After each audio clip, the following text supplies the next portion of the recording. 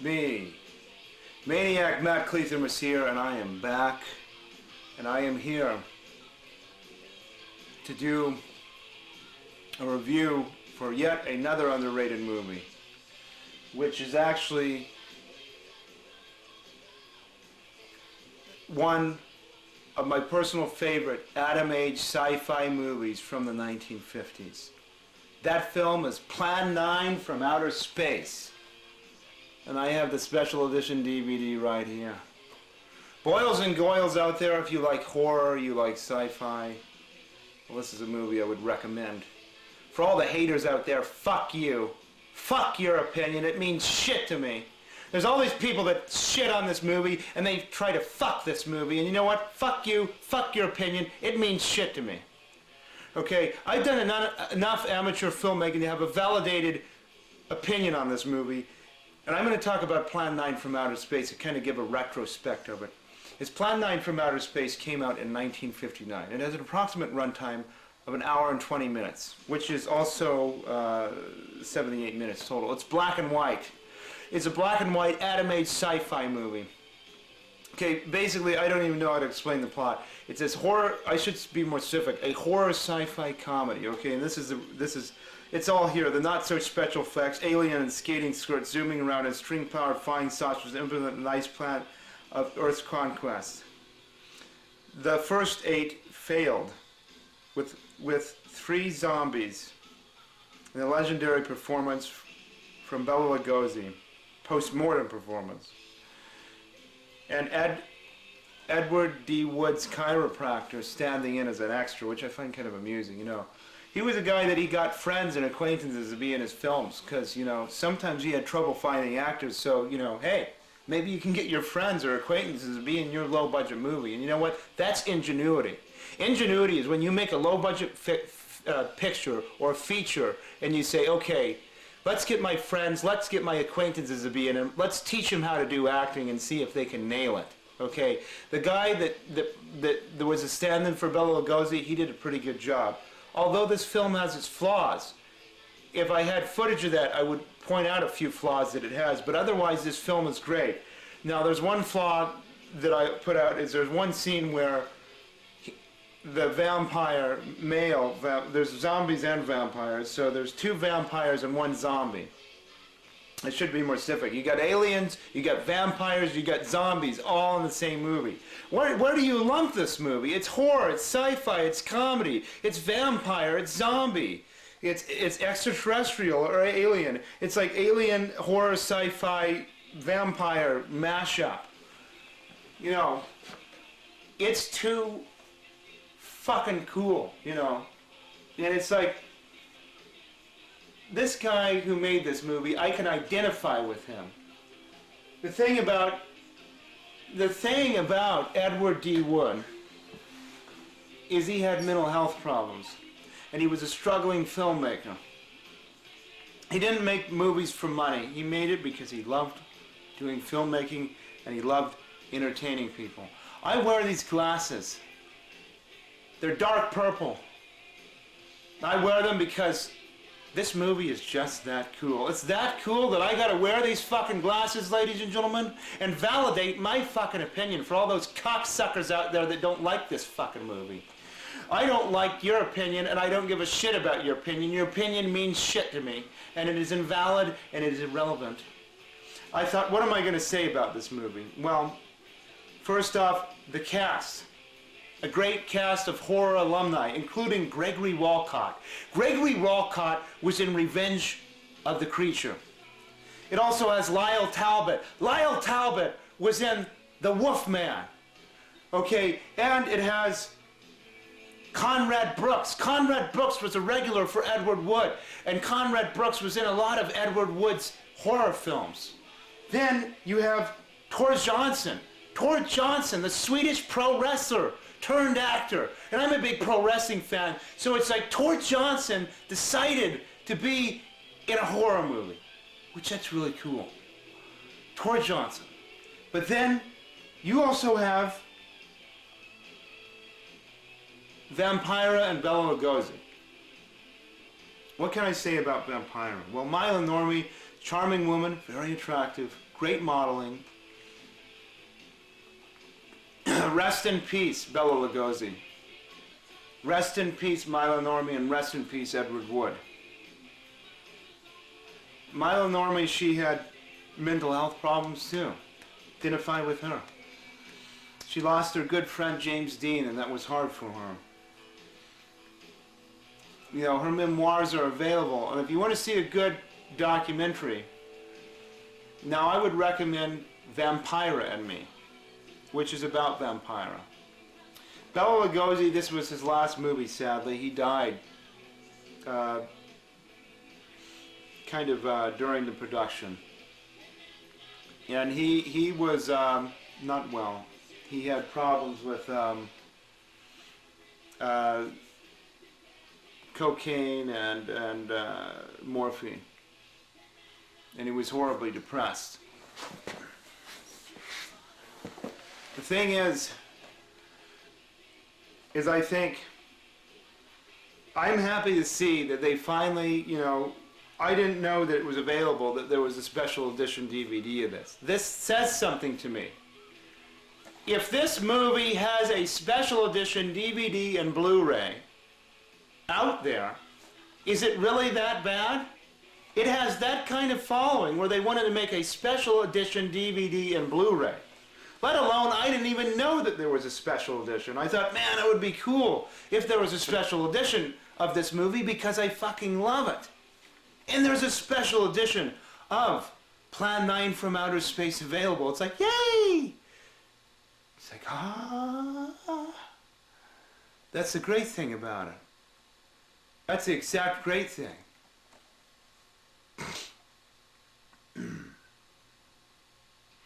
And it was written, directed, and produced by Edward Wood. This guy was a very underappreciated director. You know, he made some really cool movies. Aside from Plan 9 Outer Space, I could say there was also Night of the Ghouls. There was Bride of the Monster. There was Orgy of the Dead, which was kind of a kinky kind of movie. It's kind of about strippers and vampires in a graveyard. What strippers are doing in a graveyard is beyond me. But you know, his movies were original.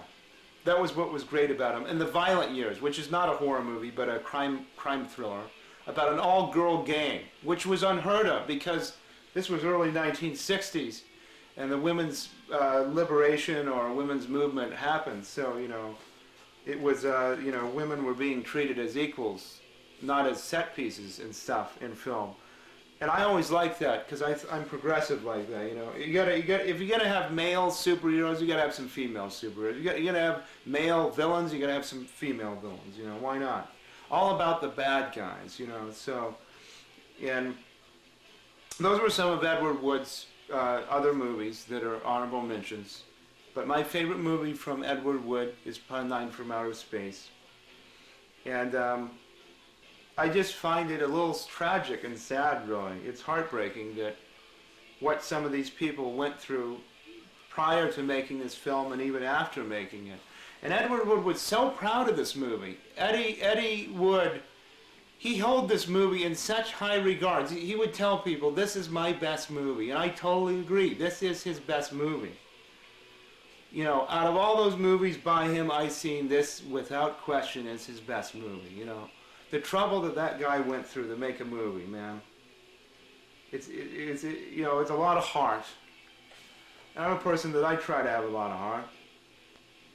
Here's a picture of Edward Wood, one of his more intense photos, which is great. I love this. They put his picture here on the front of here. You know, you don't get that with too many horror directors. You know, and Edward Wood to me is a master of horror. You know, primarily the movies he's known for is his horror movies: Night of the Ghouls, Plan 9 from Outer Space, Bride of the Monster, Orgy of the Dead. 4 horror movies. And they've all, you know, the ones that really held up in time is this and Bride of the Monster. And I think that the directing and the acting is very superb. The special effects are not the greatest special effects ever, I will say that. But they tried. They tried, and I can tell that they tried. My gosh, did they fucking try. I look at it and say to myself, oh, did they try. They tried, ladies and gentlemen. Oh, they did. And another thing is it's got a sense of humor to it. You know, it's not a movie that you would take everything about it seriously. I like the fact that his movies have humor in them. A lot of them did. He was a kind of a kinky guy, and he had a sense of humor, which I dig that, you know. I mean, I would really, if I would lump it into a genre, I would say it's horror, sci-fi, and with a bit of comedy. Kind of horror, sci-fi comedy. And this, you know, I normally don't talk about DVD releases, because this is not where I'm reviewing DVD releases. I'm specifically talking about the films on Underrated Movie Punk. And I've been doing Underrated Movie Punk for almost 5 years now, so since 2012. Almost 6, actually. This is the 6th season, you know, of Underrated Movie Punk. I haven't done a review in a little while, so, you know, it's 2017. And let me talk about this special edition. What it features is it features the theatrical trailer, which is a rough cut of the theatrical trailer. So a lot of the footage in the theatrical trailer itself is pretty grainy, which I love. You know, if you're going to show a theatrical trailer of the old movie, you know, they take these old theatrical trailers for old movies and they sometimes remaster them, and then other times they just leave them as is and kind of leave them in their fuzzy graininess. This has its fuzzy graininess, and it's like, I love it when you can see that. And so they have the old rough cut of an old theatrical trailer, and then they have this amazing retrospective documentary about this movie that I would recommend everybody see. It's a fan of this. You can either see it on YouTube, I think it's on there, but it's definitely on the DVD and the Blu-ray. And this is what it says on the back, so I'm going to take the time to read this. As it says, also includes a 2-hour-long retrospective documentary, Flying Saucers Over Hollywood, the Plan 9 Companion, featuring interviews with stars Gregory Walcott, Carl Anthony, Paul Marco, Vampira, also known as Mila Normie, Conrad Brooks, plus sci-fi historian Forrest J. Ackerman. Now, Forrest J. Ackerman wasn't just a sci-fi historian. He was horror, fantasy, and sci-fi, which Forrest J. Ackerman's fucking god. Okay, Forrest J. Ackerman is a fucking god of horror, sci-fi, and fantasy, okay? You don't like horror and sci-fi and fantasy? I don't fucking care. I love it. I'm into it. I'm a fan. I'm not just a fan, I'm a fanatic. I'm not some creepo fan, though. There are some fuckers that are creepos. I try not to be a creepo. And the directors, and horror directors Sam Raimi and Joe Dante. And Sam Raimi's great in that documentary, by the way. And it's like, I'm surprised they didn't get Tim Burton in this, because Tim Burton made a movie. Okay, the thing about Edward Wood is he's a director that is underappreciated but has a following, okay? Is he really as bad as everybody says he is? No, fuck their opinion. They don't know about filmmaking. They don't know about mental health deterioration. They don't know that. They don't know the suffering that this man went through. And it's like, he had to go through suffering just to put his fucking creative vision out there. Now, that's bold. Okay? And the thing is, and I will say this, is I kind of like this cover. It's retro, but it's postmodern at the same time. It's like black and white, but it's also with these crazy colors, like greens and reds and blues and purples, and it has this kind of psychedelic look to it, which I totally love, because this is like pre-60s. Which I'm talking about the packaging, but I thought, why the hell not, you know? This is like an alternative cover, you know. And this was something that you know, for years I thought, do I want to own this, and how many times I watch it? And actually, upon the second viewing, I love it even more. Holy shit, do I love it. I think about, you know, the greatest, my personal favorite black and white horror movies, because I'm going to talk about black and white horror movies. And my personal favorite black and white horror movies would have to be these films, which would include the original Okay, Night of the Living Dead, the Gilman trilogy, which includes Creature from the Black Lagoon, Revenge of the Creature, and The Creature Walks Among Us. Also, would it also include Last Man on Earth, House on Haunted Hill, Return of the Fly, Frankenstein, Bride of Frankenstein, Son of Frankenstein, House of Frankenstein. Okay, and then there's Carnival of Souls, which I do not own, which someday I will do a review for Carnival of Souls. Okay, I'll say this real quick. I can't just talk about Plan 9 from Outer Space without talking about Carnival of Souls. So someday I will do a review on Carnival of Souls, I hope. But this time around, I am talking about Plan 9 from Outer Space. And that's the other one. And in the 1950s, they were what they called the Atom Age. Okay, and the Atom Age was post-atomic. Is nuclear weaponry really good? Now, I'm going to take this time to talk about nuclear weaponry. I'm not going to talk about this film. I'm going to push this aside. Because you know what? Good horror and good sci-fi is relevant to the times that we're fucking living in, okay? Good horror and good sci-fi is relevant. It is relevant to the times that we're living in. Is a representation of that. Okay. The Atom Age. There was a crossover of horror and sci-fi. This is an example of a crossover. Two genres I equally love. Horror, sci-fi, horror, sci-fi. It took me years to decide which one do I like better. Horror or sci-fi, horror or sci-fi. Make up your fucking mind. I couldn't make up my mind until I became in my late 20s. It's like, damn it! I can't make a fucking opinion. I can't make a fucking opinion on horror and sci-fi. I love them both!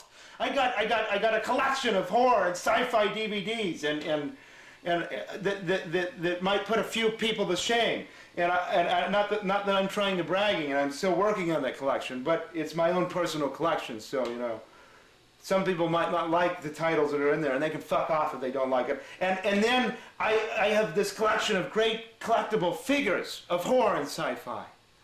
And I have buttons and pins. I mean, I hold it in high regard. It's horror, sci-fi. You know, I'm waving that fucking flag of horror and sci-fi. I got two flags, and I'm waving them equally. And this is taking two genres that are very beloved of me, of film, and combining them together. And it doesn't get any better than that, you know. And there are a lot of horror sci-fi crossovers, okay? In the 50s, okay, you had The Fly. You had Return of the Fly. You had It Came from Outer Space. You had the Gilman trilogy, Creature from the Black Lagoon, Ridge's Creature, and Creature Walks Among Us. And you had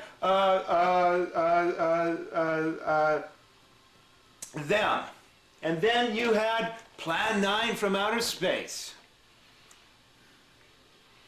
And to try to explain this plot, I don't even know how to do it. I mean, to me, it's a pretty complex plot. And what they tried to do is they tried to have some kind of message about humanity, about, you know, the troubles with humanity. And they tried. And I don't think Edward Wood really put that message that he wanted to put out there with this movie, because he wanted to try to put a social commentary into it. But, you know what? That really didn't hold up the message that he tried to put in there, kind of an anti-nuclear message, which that is what a lot of post-nuclear era had, is they would have horror and sci-fi movies that were Atom Age films, because that's another way to define it, is an Atom Age movie, that they try to have some kind of message about post-nuclear. Is it good? Okay, pushing this movie aside, going back on what I was saying, is nuclear weaponry really good? No. It's not to just blow people into oblivion. You know, the worst invention that Albert Einstein could have created was the atomic bomb. And they nuked Japan. And Japan still suffering from that all these years. I think history should not repeat itself, you know, and it might. I hope not. I certainly hope not. These kind of movies right here are an example of that. Do we want to do this over again? You know, and what happens is these aliens are basically fighting over nuclear bombs with humans because they want to use them as a weapon for war. This is a spoiler, so this does contain spoilers.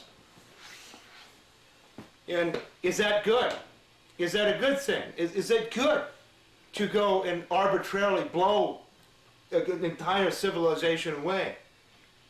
You know, you think that people would learn. Probably not in the long run of things, because not only are you fucking up that psychology, but you might just be fucking up the psychology of Mother Nature by blowing it away. And that really pisses me off. Humans, they do a lot of fucked up things. I try to be a nice person, I try to be a good person, and granted, what I'm saying has nothing to do with this movie, the whole nuclear thing, but yet myself. And it's like, this is a movie that means something, you know? To me, some of the stuff in here that they try to pack in there is some kind of deep stuff, really. A lot of those Atom Age movies kind of had that. And the thing is, there's a lot of people that they don't have appreciation for the horror and sci-fi genre, and I don't give a hell and a damn and a shit about their fucking opinion. I don't give a fucking shit about what they think of the movie. They don't like it, then fuck them. Fuck them. Because I'm defending these movies wholeheartedly as a fan, okay? I've done enough amateur filmmaking. I've done enough writing. I've done enough studying film to say to myself, a lot of these directors that have a cult following like Lloyd Kaufman and George Romero, I have a lot of respect for.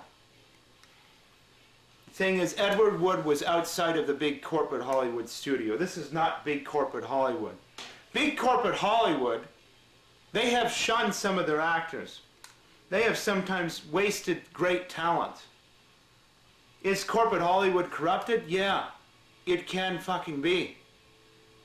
And the thing is, they shunned Edward Wood. They didn't shun him just as a filmmaker. They shunned him as a person. They shunned him as a filmmaker, but they shunned him for the factor of the matter that Edward Wood had mental health problems. I think, how many reasons was this guy shunned? He was shunned for a lot of things. It's like the guy died of a broken heart. And I think to myself, if he could be alive today and see what some of the following of his movies have, I would just hope that he would be happy with that. Because it breaks my heart as a fan. It breaks my heart the fact that some of the shit that Bela Lugosi and Milo Normie or Vampira and even Edward Wood had to go through before they died.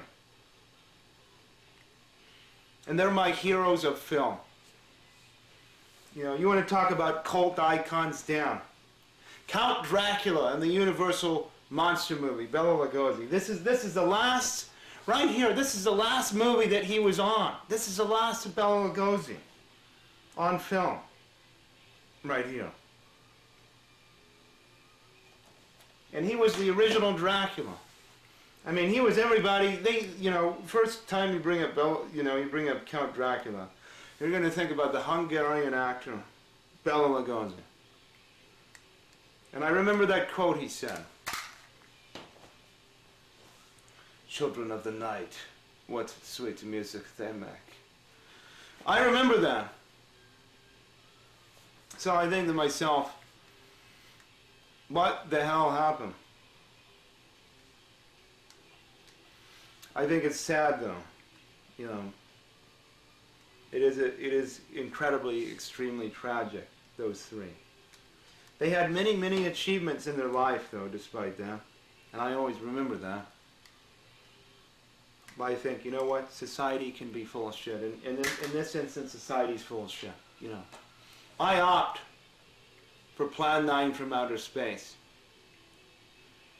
And I hope someday I can do a review for Carnival of Souls. Because you know what? I'm going to read all you motherfuckers the riot act on these movies.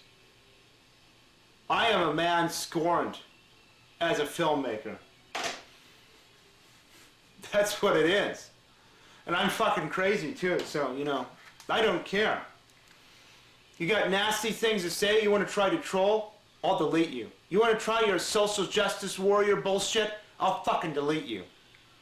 I'll block you, I'll delete you. I will be the alpha and omega to say that, to put that out there. Anybody tries to put some smart-assy comments, hell hath no fury on you, you motherfucker. And you know what?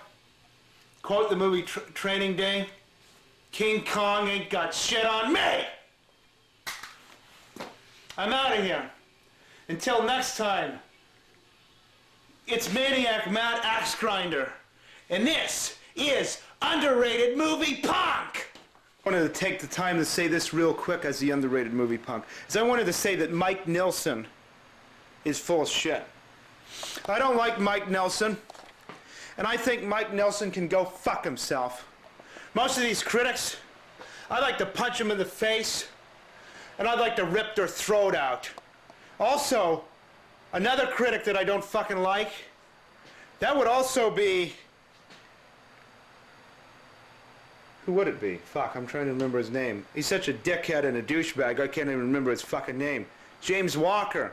The so-called nostalgia critic, the so-called social justice warrior. You know what? Mike Nelson and the social justice warrior, James Walker, can go and fuck each other up their ass, and then after that, they'll cream pie in each other's ass and suck the cum out of each other's fucking ass. I don't like either one of them. I think they're fuckheads. You know what? They could drop off and I could care fucking less, you know. Mike Nelson, I might add, is an untalented piece of shit. You know what? He's never made a film in his life, but he's allowed to have an opinion on a movie. He would probably rip on my movies for that matter. Just to say that. And at the same time, I'll say this is, after a while, Mystery Science Theater, which I hate that show. I'd rather watch Real Wild Cinema, hosted by Sandra Bernhard. First off, because she's smarter. Second off, because she's better looking. And third off, most of the movies that they rip on Real Wild Cinema really are legitimately bad movies, okay? They are shitty horror and sci-fi, and most of them deserve to be ripped on because they really genuinely suck.